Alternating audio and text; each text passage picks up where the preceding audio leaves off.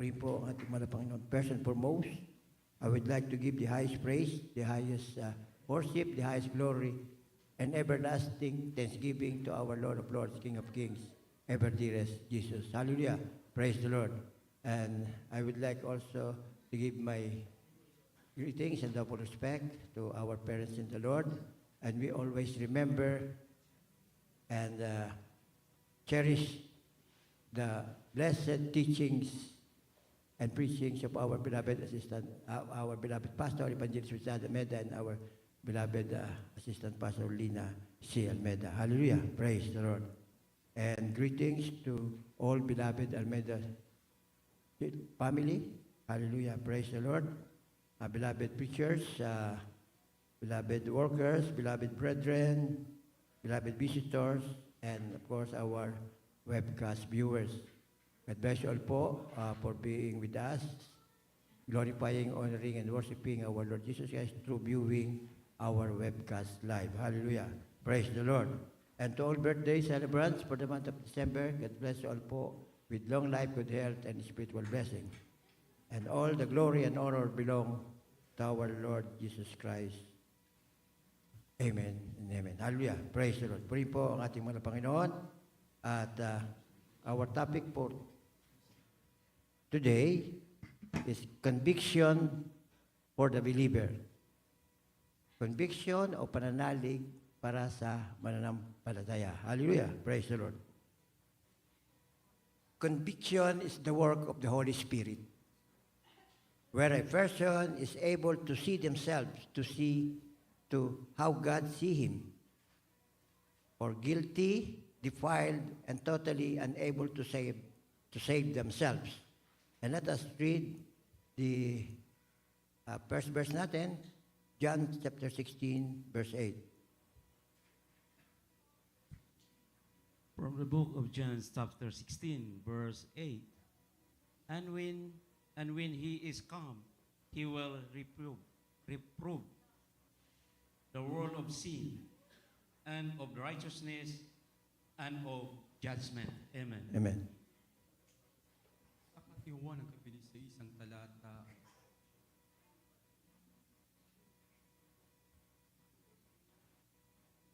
At siyang pagparito niya at kanyang susupatan ang sanlibutan tungkol sa kasalanan at sa katuwiran at sa paghatol. Amen.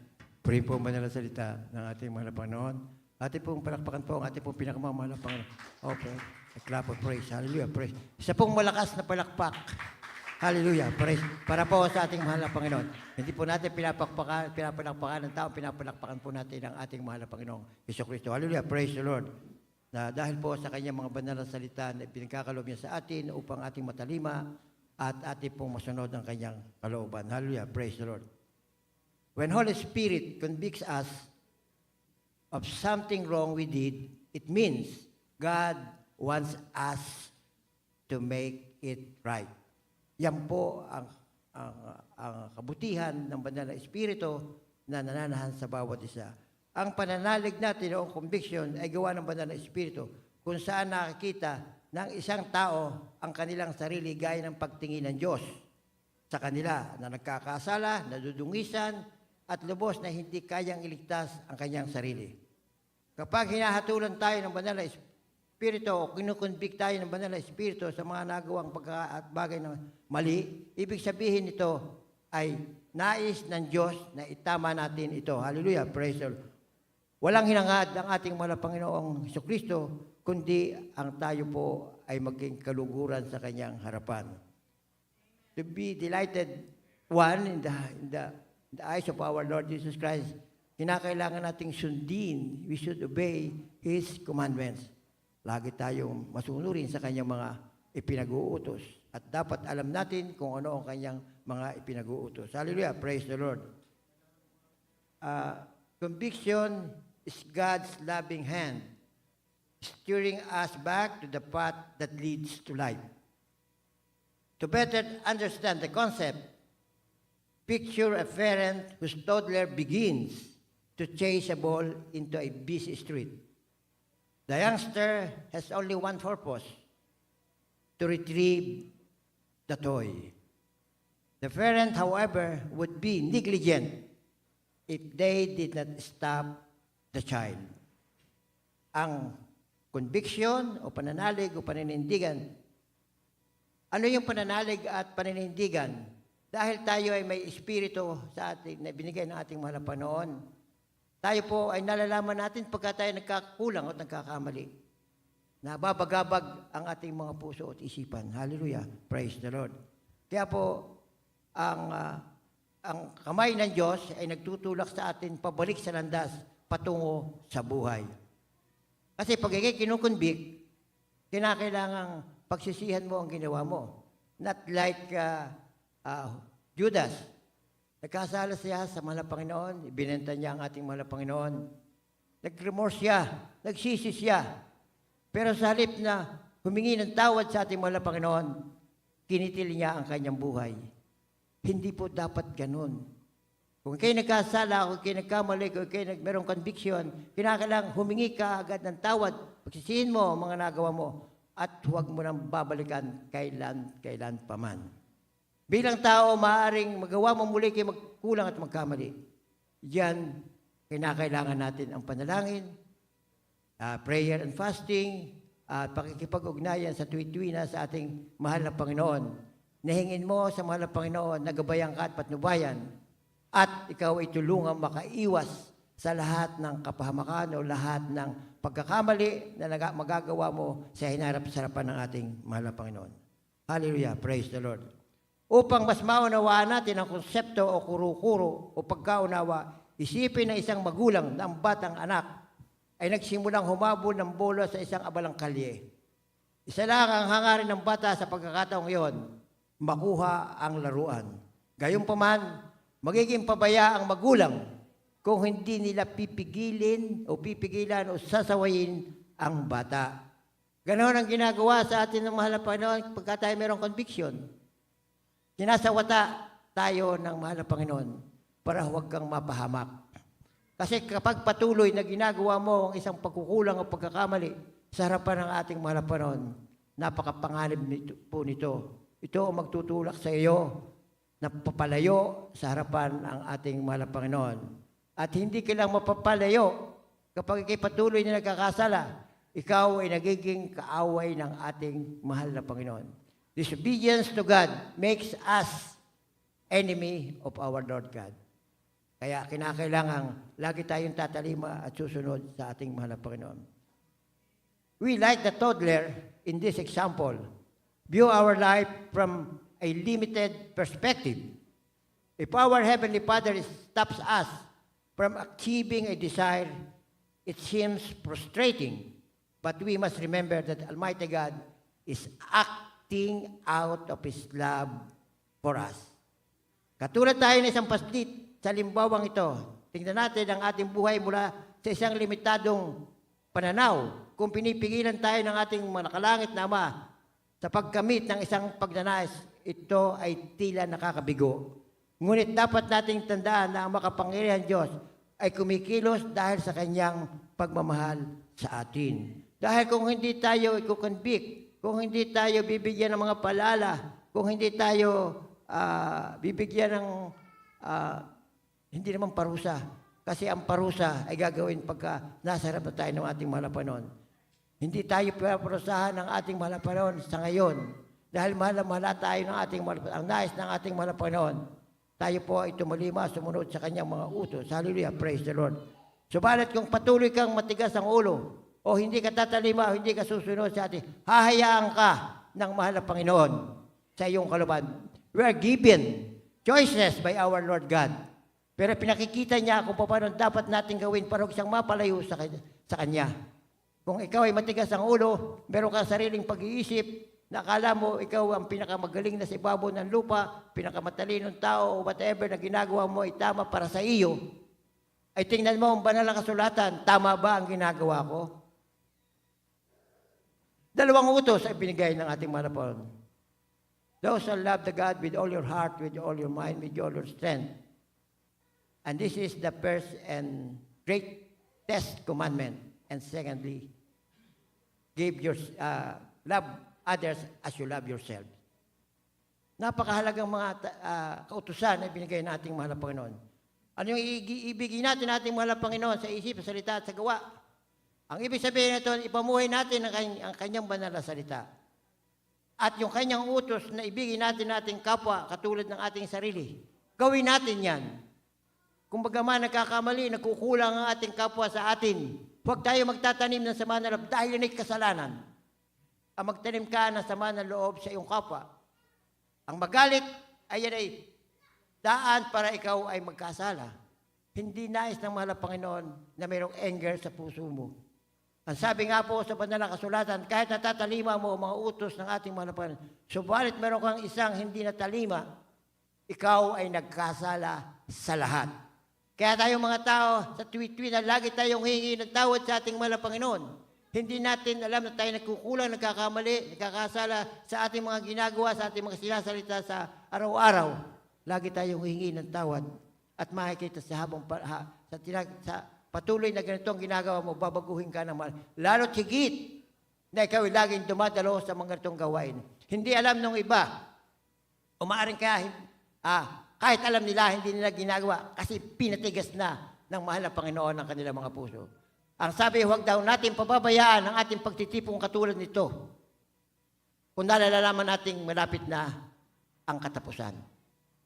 Isang utos ng ating mahal na Panginoon na hindi natatalima ng karamihang mananampalataya. Ang ating pagtitipong-tipong ganito, ito po ay utos ng ating mahal na Panginoon na tayo'y mag-aralan sa isa habang ating pinupuri ang ating mahal. Wala tayong ginagawa dito kundi ating pinupuri ang ating mahal. Inaawitan ng makalangit na awitin. At sa ating pag-aawitan, nararamdaman natin ang banal na Espiritu sa ating mga buhay. Dito tayo binabago ng ating mahal. Kaya kayo laging absent, hindi ka magpapatuloy sa paglilingkod, ay hindi ka lubusang mababago. Matatagal ang pakikibaka mo din sa ibaw ng lupa para ikay maging karapat-dapat, kalugod-lugod, tagapagmana ng buhay na walang hanggan. Hallelujah, praise, napakahalaga. Dito tayo nakakapakinig ng mga patutuon ng mga kapatiran na kamanghamangang gawa sa kanilang mga buhay. Binago ang kanilang buhay. Karamdaman pinagaling through the reading prayer of our beloved pastor. Dito ka nakakita ng patay na pinalangin na bubuhay. Meron pa nga dito nagpatotoo na 3 araw ng patay, pinalangin na buhay na maguli dahil sa kanilang pananampalataya sa ating mga. Kung ano man po ang ating nagagawang pagkukulang, pagkakamali, bigay natin lahat sa ating mga Panginoon sa pamamagitan na may pananampalataya. Kasi kapag sabi nga, kung wala kang pananampalataya, imposible mong paluguran ang ating mga Panginoon. Faith cometh by hearing and hearing by the word of God. At it's impossible to please God kung wala kang pananampalataya.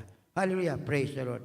Kaya po napakahalaga po na tayo po ay laging tatalima. At pag may conviction, minalamang ay parang ikaw ay aligaga o parang ikaw ay hindi mo malaman kung ikaw ay isip mo na ikaw ay minagawang mali, ay humingi ka agad, lumutot, humingi ka ng tawad sa ating mga napatay. At huwag mo na uling gagawin yung ginawa mo. Conviction begins even before salvation. The Holy Spirit reveals our wrongs to help us recognize that we need forgiveness. When we accept dearest Lord Jesus Christ's sacrifice on our behalf and choose to follow Him, we are born again. Only then we are free from penalty of sin. At the same time, we are still human and will make some poor choices. So even after we are children or His children, God continues to redirect us. Kahit na tayo, tinanggap na natin ang ating mga Lord. Kasi sabi sa mga kasulatan, pag tinanggap mo ang ating mga Panginoon bilang Diyos sa sariling tagapagligtas at nababautis mo ka sa Kanyang pangalan, your sin will be forgiven at bibigyan ka pa ng banal na Espiritu para siyang gumabay at pumatnubay sa iyo. Hallelujah, praise the Lord. Subalit kung ikaw ay matigas ang puso, ang akala mo ay kay pinakamagaling na tao sa ibabaw ng lupa, na wala kang pagkukulang, wala kang pagkakamali, nagagawa mo lahat ng bagay dito, ay kawawa ka, kapatid, kapag gano'n ang ugali ng iyong sarili o ang utak mo ay akala mo ay kay pinakamagaling na tao. Ikaw ay mapera, maganda ang trabaho mo, akala mo ay pero wala ka namang sinusunod o tinatalima sa utos ng Diyos, hindi mo pinamumuhay ang kanyang banal na salita. kawawa ka pagbalik ng ating mahal na Panginoon. Kaya nga po, ang mahal na Panginoon, tayo po mga Kristiyano ay dito patuloy na nililinis sa ibabaw ng lupa para po makasiguro tayo, tinuturo sa atin ang tamang daan para tayo po ay magmana ng buhay na wala. Mahal na mahal tayo ng ating mahal na Panginoon. Dahil isa pa, alam niyo ba na tayo nilikha, we are created by God in His likeness. Kaya napakamahal tayo ng ating mahal na Panginoon. Kaya nga binibigyan ang tao, kahit paanong kauna-unahan ng pagkakataon, may mga propeta na sinasabi na dapat gawin. Subalit, marami rin hindi gumagawa. Tayo, kaya naisipan ng ating mahal na Panginoon na magkatawan tao at manahan dito sa ibabaw ng lupa na hanggang sa ganon, makita nila ang tao ay makakasalanan dahil sa kanyang mga katuruan at mga paalaala na ibinigay habang sa ina dito sa ibabaw ng lupa. So nagkaroon ng conviction. Bago natin tanggapin ang ating mahal na Panginoon, nagkaroon ng conviction sa ating sarili. Bakit mo tinanggap ang mahal na Panginoon? Dahil magsisisi ka sa kasalanan mo. Ibig sabihin, talaga makasalanan. Tinatanggap mo na kayo makasalanan. So, ganon kaibig tayo ng ating mahal. Wala tayong gagawin kundi sumunod sa kanyang mga utos para tayo makalayo sa kasalanan. Hallelujah, praise the Lord. At tandaan nyo, kapag tayo Kristiyano na at tayo nagkamali ng isa, dalawa, tuwan-tuwa ang kaaway ng Diyos dahil ikaw ay magiging kanya uli. Siya ang nalulugod, hindi ang ating mahal na Panginoon. Pahalagahan natin ang ating pagkakilala sa ating mga naban. Pahalagahan natin ang sinasabi sa banal na kasulatan. Pasahin ninyo ang inyong banal na kasulatan. Unawaan nyo at intindihin nyo. At para tunay na maunawa at maintindihan nyo ang banal na kasulatan, magsisimuna kayo sa kasalanan bago inyo buksan at basahin ang inyong banal na kasulatan. At hilingin nyo sa banal na Espiritu na ituro sa iyo na maunawaan ang salita dito. Napakaraming relihiyon sa buong mundo. At isa ang binabasa, banal na kasulatan. Bakit iba-iba ang pananawa at kahulugan? Dahil yung iba, hindi nila tinanggap ang mahal na Panginoong Jesucristo na kanyang Diyos at sariling tagapagligtas at hindi sila napabautismo sa pangalan ng ating pinakamamahal na Panginoong Jesucristo sa ikapagpapatawad ng kanyang kasalanan. So, ibig sabihin nito, yung Espiritu ng Diyos wala sa kanila kaya hindi nila maintindihan ang banal na salita na nasa Biblia. Hallelujah, praise the Lord. Ang konbiksyon na paniniwala o pananalig sisimula bago tayo sa kaligtasan, inihahayag ng banal na Espiritu ang ating pagkakamali upang tulungan tayong makilala ang kailangan natin ang kapatawaran. Kapag tinanggap natin ang sakripisyo ng mahal na Panginoon para sa atin at piniling sumunod sa Kanya, tayo ay isinilang na muli. Saka lamang tayo malaya sa kaparusahan ng kasalanan. Kasabay nito, tao pa din tayo at gagawa ng ilang mahihirap na pagpili. Kaya kahit na tayo ay kanyang mga anak, patuloy na binabago ng Diyos ang ating mga maling daan at ginagabayan tayo patungo sa tamang daan na patungo sa buhay na walang hanggan. Hallelujah, praise the Lord. Katulad ng patuto kanila ng isang kapatiran sa babae nun siya nagtrabaho sa Hong Kong na ayos, baka siya hindi nagsusuot ng pantalon. Ngayon, binili siya ng pantalon, nisuot siya ang pantalon, nananakit yung kanyang legs. So, isang conviction na yan, pinaala, oy, huwag kang magsuot ng pantalon. At hindi ka lugod-lugod yan sa harap ng mahal na Panginoon. Bisa pa rin ako naalala ng patuturo sa kapatiran. Sa kanyang trabaho, walang nagbibistida. Pumunta siya, first day ng kanyang trabaho. Nakabistida siya. Tinitingnan siya ng kanyang mga opisina, mula ulo hanggang paa. Hindi sinamig. Alam niyo, kinabukasan, lahat ng babae sa opisina, nakabistida na. Purihin po ang ating mahal na Panginoon. Hallelujah, praise the Lord. Biro niyo, sa pamagitan ng pagtingin, nahalakailan, ay kaya ganito, magandang tingnan talaga ang babae pagka nakabistida, pag nakapantalon. Ay, nung una, okay. Ay, hindi nalulugod ang ating mahal na Panginoon. Purihin po, ang pantalon ay para sa lalaki lamang. At yun naman mga lalaki, kung nagsasaya, ay baligtad. Kaya nga merong hindi nakakalugod na babae at lalaki. Kapag yung ginagawa ng babae ay gagawin ng lalaki at ang ginagawa ng lalaki, ginagawa ng babae, ay mali yun. Dahil ang mundo, ang Diyos, nilikha lamang isang babae at isang lalaki. Walang in-between. Ibig sabihin, walang bakla, walang tumboy.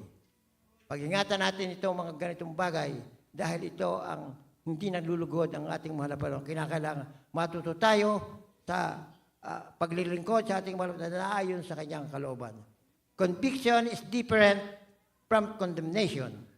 Remember that God did not send the Son into the world to judge the world, but that the world might be saved through Him. Pakibasa po ng John 3:17.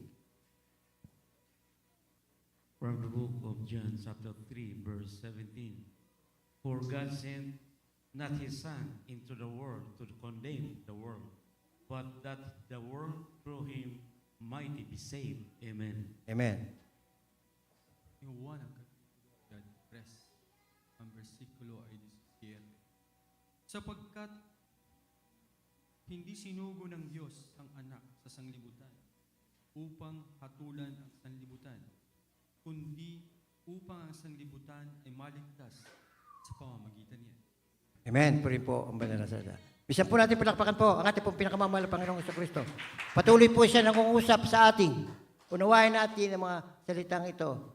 Hallelujah. Praise the banal na kasulatan. For God sent not His Son into the world to condemn the world, but that the world through Him might be saved. Hallelujah. Praise. So true believers at all times will sin. They are justified by Christ's sacrifice and free from condemnation, who walk not after the flesh, but after the Spirit. Pakibasa po ng Romans 8:1. From the book of Romans, chapter 8, verse 1. There is therefore now no condemnation to them which are in Christ Jesus, who walk not after the flesh, but after the Spirit. Amen. And Taga-Romang Kapitulo 8 ang talata. Ngayon nga'y wala ng anumang hatol sa mga nakikis si Jesus, sa mga naglalakad sa laman, kung hindi sa Espiritu. Amen. Puri po banal na salita ng ating mahal na Panginoon. Napakahalaga po na itong talatang ito na now is therefore no condemnation to them which are in Christ Jesus, who walk not after the flesh, but after the Spirit. Maraming kongregasyon na sabi, once you're saved, you're saved. Bay, ating unawain ito. Kasi kung gano'n nating katwiran, at patuloy naman tayong gumagawa ng kasalanan, ay may kahantungan ka. Dahil sinabi sa Romans 8:1, ngayon nga'y wala nang anumang hatol sa mga na kay Kristo Jesus na hindi nagsisilakad ayon sa laman, kundi ayon sa Espiritu. So kinakailangan ayon batay sa Espiritu ang ating ginagawa kahit na tayo ay napatawad na ng ating mahal na Panginoon. At tandaan nyo, kahit kayo may Espiritu na sa inyo at binigay ng ating mahal na Panginoon, kapag ginagawa mo ang kalooban ng ating mahal na Panginoon, ang pag-ibig ng Diyos ay nasa sa iyo. Subalit, kung hindi mo na ginagawa ang kalooban ng ating mahal na Panginoon, wala na sa iyo ang pag-ibig ng Diyos. Dahil ang banal na Espiritu ay nagigrip yan kapag patuloy kang gumagawa ng kasalanan sa harap niya. Lalo tigit, alam mo, na pagkakamali ang gagawin mo, magkakasala ka, sa kalaunan, lalayo yan sa iyo. At mangyayari nga, dahil kay Kristiyano, may susundin kang talata sa banal na kasulatan, pagka mahirap, ay tsapera mo na, hindi mo na gagawin. Ang mangyayari sa iyo doon ay lukewarm ka. Malahininga. Ano sabi sa banal na kasulatan? Sa Revelation, ang malahininga o mga lukewarm ay patungo sa dagat-dagatang apoy. Hallelujah, praise the Lord. Subalit, napakamahal pag-ibig ng ating mahal na Panginoon sa atin. Humingi ka lang ng tawad sa kanya habang ikaw ay nakakapagsalita, habang ikaw naandito ay patatawarin ka nating mahal na Panginoon. Pagtao sa puso mo ang ginagawa, patatawarin ka. At yun nga, huwag mo nang gagawin o magkakamali o magkakasala sa harapan ng ating mahal na Panginoon. Hallelujah. Ang mga simpleng palaala ng ating mahal na Panginoon. Ang conviction po ay pagkilos ng pagpapatunay na ang isang tao ay nagkasala, paano ka makukonvict kung wala ka namang ginawang kasalanan? Ibig sabihin, kaya ka nagkaroon ng conviction, may nagawa kang pagkakamali. Hallelujah, praise. Basahin po natin ang Psalms 23, verses 1 to 6. From the book of Psalms, chapter 23, verse 1 and to 6. Chapter 1. The Lord is my shepherd, I shall not want. Chapter 2. He make me to lie down in green pasture. He lead me beside the still waters. Chapter 3. He restored my soul. He lead me the paths of righteousness for his name's sake. Chapter 4. Verse 4.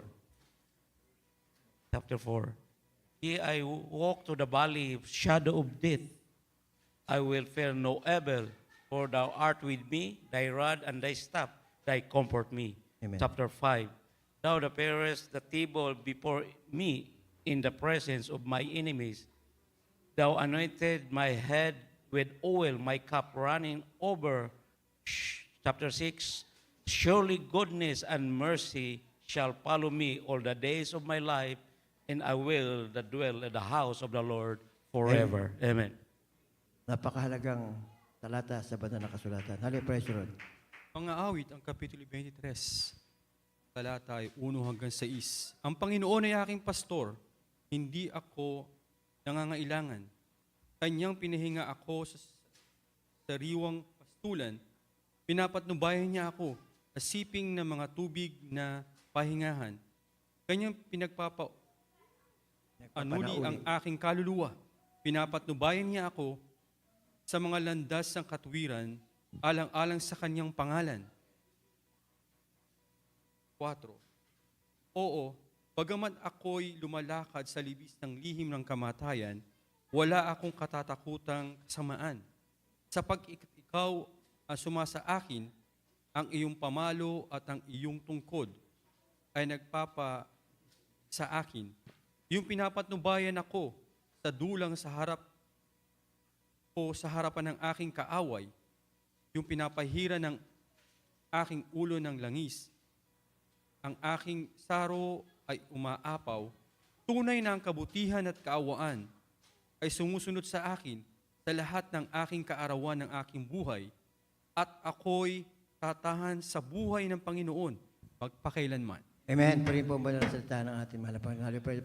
Purihin po natin ating mahal na Panginoon. Muli natin palakpakan po ang ating pong pinakamamahal na Panginoong Kristo na mga talatang ito talaga po napakahalaga. Dahil po narito ang pangangalaga ng ating mahal na Panginoon sa ating buhay. Lagi niya tayong ginagabayan, pinapatnubayan. Pag ikaw ay nagkakamali, ikaw ay pinapalo na parang ating mga magulang. Pinaalalahanan ka. Binibigyan ka ng mga pasanin. Kung hindi ka kasi bibigyan ng pasanin, ay mahihirati ka doon sa ginagawa mo. Ngayon, kahit paanong gawin mo at hindi ka nagsisisi sa iyong kasalanan, hindi mawawala yung pasanin mo ngayon. Patuloy yan. Kaya yung mga ibang kapatiran na kilala ng mahal na Panginoon, subalit nalulungkot ako kapag may mga karamdaman. Kasi ang karamdaman ay hindi para sa mananampalataya. Ang karamdaman dumadating sa buhay ng tao dahil palaala sa atin ang mahal na Panginoon. Kinakailangang isuko mo lahat ang buhay mo sa mahal na Panginoon para huwag kang mapaalalahanan ng ganito. Katulad din ng patutuo kanina na dapat na kunin ang gamot. Umayon sa medisina. Pero palibasa may pananampalataya, hindi niya sinunod. Maraming gumagawa ng ganyan. Ano nangyayari? Nagtiwala sa mahal na Panginoon. Anong paglabas nung nagpapala mo uwi? You can go home now. Dahil magaling ka na. Hindi isa, hindi dadalawa. Marami ang nangyayari sa kongregasyong ito na ganyan ang mga nagiging karanasan. Meron naman na kahit patuloy na nanalangin, dumadalo. Pero patuloy pa rin na doon sa ganung sitwasyon. Pasalamat ka sa mahal na Panginoon. Sa kabila na iyong kapansanan, ikay patuloy na naglilingkod sa ating mahal na Panginoon. May dahilan ang mahal na Panginoon. Bakit nangyayari sa iyo? Sabi nga po sa banal na kasulatan, all things work together for good for those who love the Lord, for those who are called according to His purpose. may layunin ang ating mahal na Panginoon. Kaya ganoon, ang ibig sabihin nun, patuloy kang maglingkod, patuloy mong isabuhay ang banal na salita ng ating mahal na Panginoon. At kailan pa may hindi ka pababayaan. You live by your faith with our Lord Jesus Christ. Yan ang pinakamahalaga sa ating mananampalataya. Kung talaga nais natin na magmana ng buhay na walang hanggan, na kasama ang mahal na Panginoon sa buhay na walang hanggan, sundin natin kung ano ang kalooban ng ating mahal na Panginoon. Hallelujah! Praise the Lord. God is able to reach everyone, even someone hostile to the faith. Yet, Scripture also teaches us that though the Lord is patient toward men, He may eventually give individuals over the hardness of their own heart. In other words, He may let them have their own way in rejecting the Savior. Hinahayaan tayo ng mahal na Panginoon. Kinukonvict tayo. Pero hindi tayo, binibigyan tayo ng choices ng ating mahal na Panginoon. Hindi siya, ano tawag doon sa, yung siya lang lagi masusunod. May choices ka pa rin. Dahil mahal ka nga naman. Ngayon, kung ang pipiliin mo, i-reject mo ang mahal na Panginoon, wala na siyang magagawa doon. Pero ikay patuloy pa rin. Iko-convict ng mahal na Panginoon, ikay magbalik loob sa Kanya. Hallelujah, praise the Lord.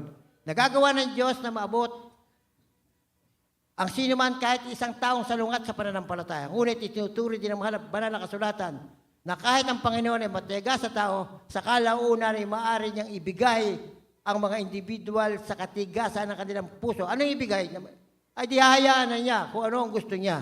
Ibig sabihin nun, talagang hindi, may choice ka. Tayong tao, bahala ka, mamili ka. Pinalam na sa iyo na itong dapat mong gawin, hindi mo ginagawa. Pag ginawa mo yun, na hindi ka magmamana ng buhay niyo, malalayo ka sa ating mahal na Panginoon.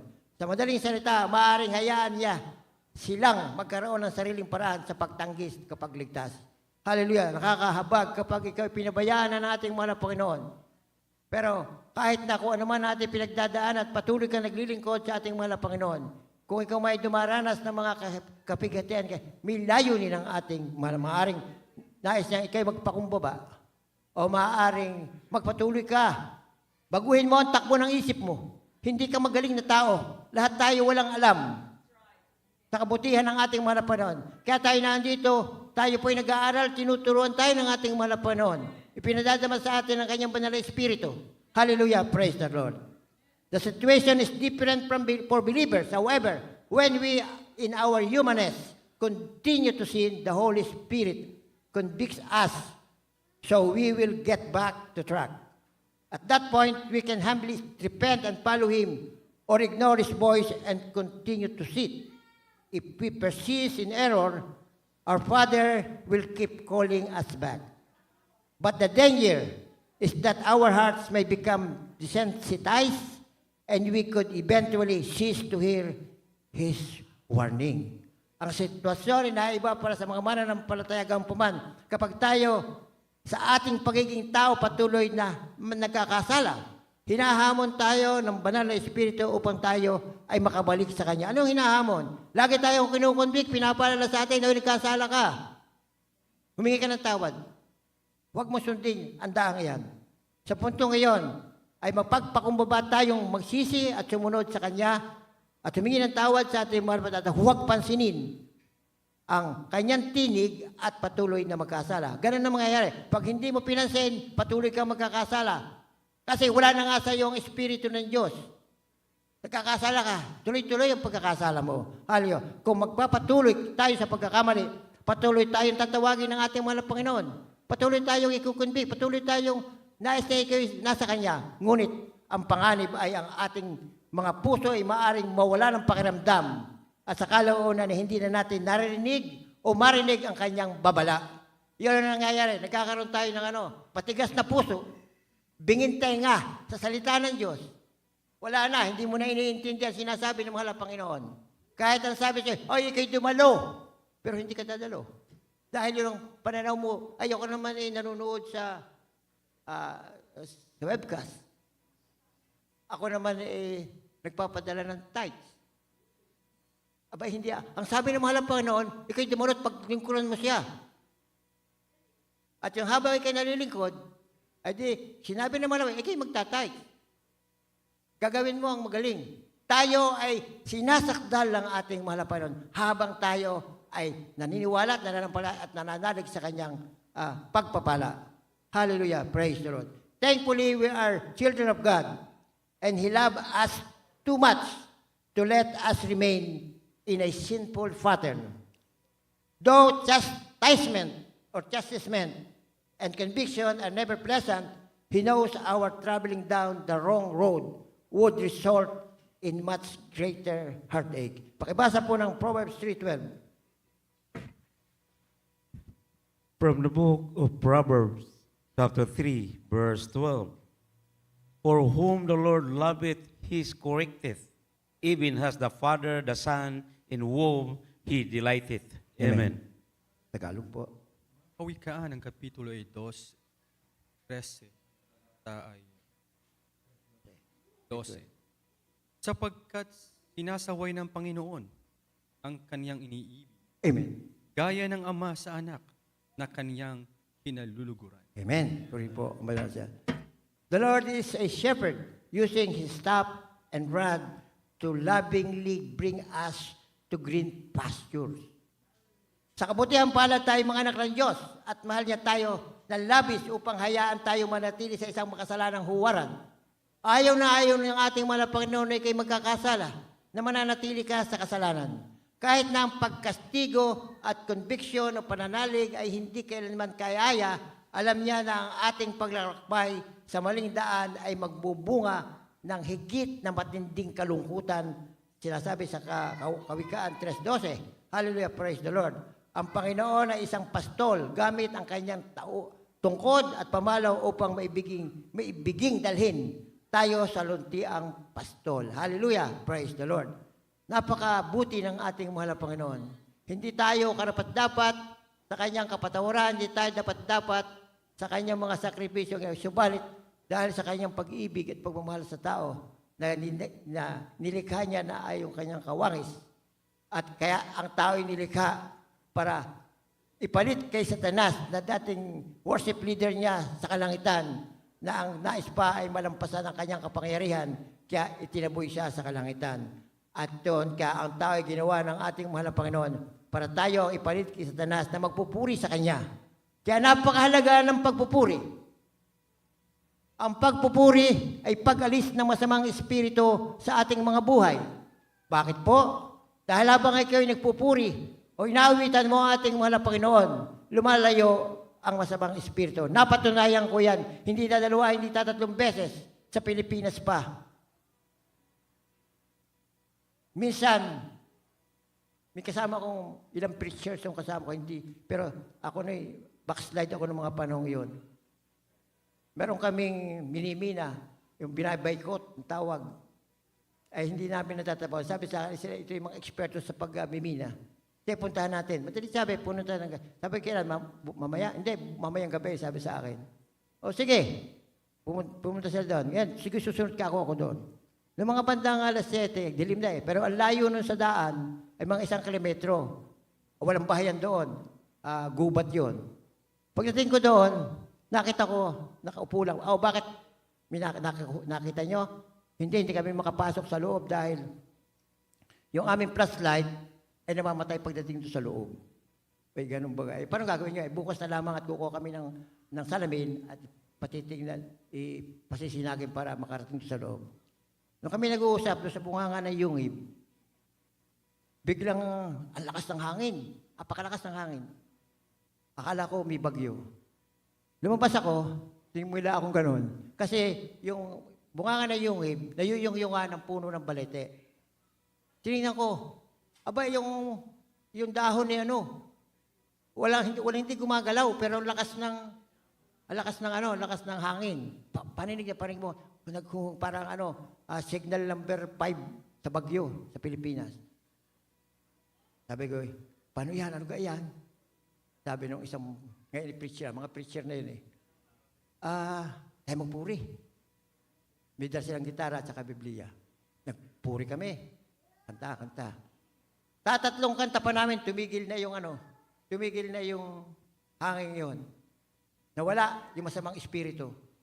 Subalit, Ako gusto ko umuwi.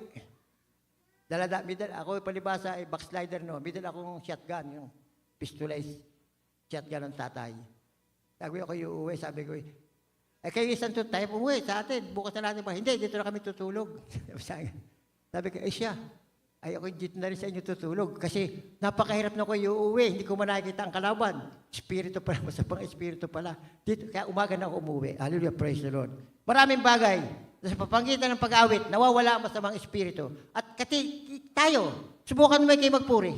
Yung mga hinaing, yung mga problema mo sa buhay, pag nagpuri, habang nagpupuri, nawawala yan, tinatanggal yan ating Bakit? Dahil pinupuri natin ang nag-iisang Diyos, ang makapangyarihan sa lahat, ang may hawak ng langit at lupa. Hallelujah, praise God. On the Christian journey, temptation to stray falsely promise to satisfy our longings.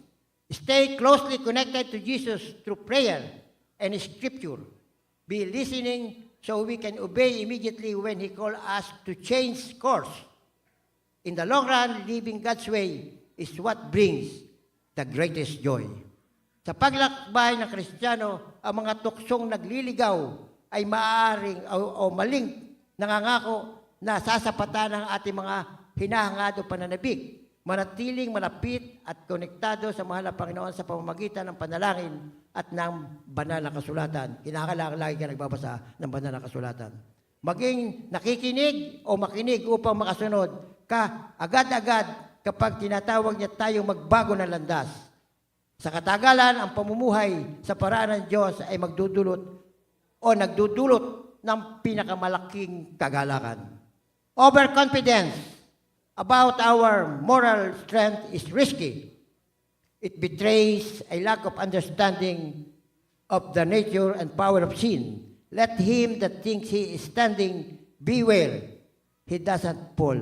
Pakibasa po ng ating last verse, 1 Corinthians chapter 12, verse 10, at tumanda na po ang ating pong mga awit. Hallelujah, praise the Lord. From the book of 1 Corinthians, chapter 10, verse 12.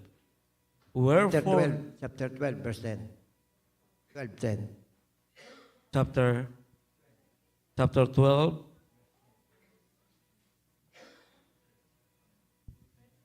First Corinthians chapter 12, verse 10.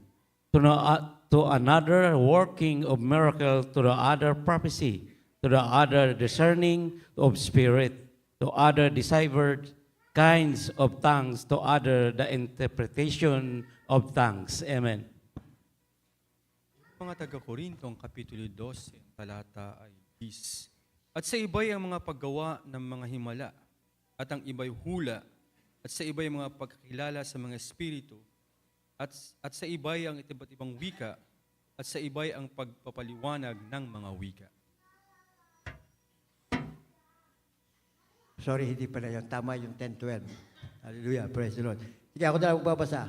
1 Corinthians chapter 10, verse 12. Wherefore, let him that thinketh he standeth take heed, lest he fall. Kaya't ang may akalang sila'y nakatayo, pag-ingat at baka mabuwal. Hallelujah. Anong ibig sabihin nito? Akala nyo ba sila'y ligtas? Pero ginagawa niyang mali. Huwag niyong hayaang kayo mabuwal. Hallelujah. Praise the Lord. Ang sobrang pagtitiwala sa ating patakaran o kaalaman na lakas ay mapaganib. Ipinakikita nito ang kakulangan ng pangunawa sa kalikasan at kapangyarihan ng kasalanan. Hayaan siya na nag-iisip na siya ay nakatayo, mag-ingat na hindi siya mahulog o mabuwal. Akala nyo iba talaga sila ay sakdal na. Subalit, huwag niyong aakalain lang kung kayo may ginagawang hindi nakakalugod sa ating at baka kayo mabuwal. Yun nga sinasabi, kapag ikaw ay Kristiyano at patuloy ka pa rin nagkukulat, nagkakamali sa ating mga, aalis sa iyo ang banal na Espiritu. Tuwan-tuwa ang kaaway ng Diyos dahil ikaw ay naging kanyang muli. Purihin po ang ating mga Panginoon at awitan natin na isang makalangit na awitin po ang ating pong pinakamamahal na Panginoong Kristo. Hallelujah, praise the Lord.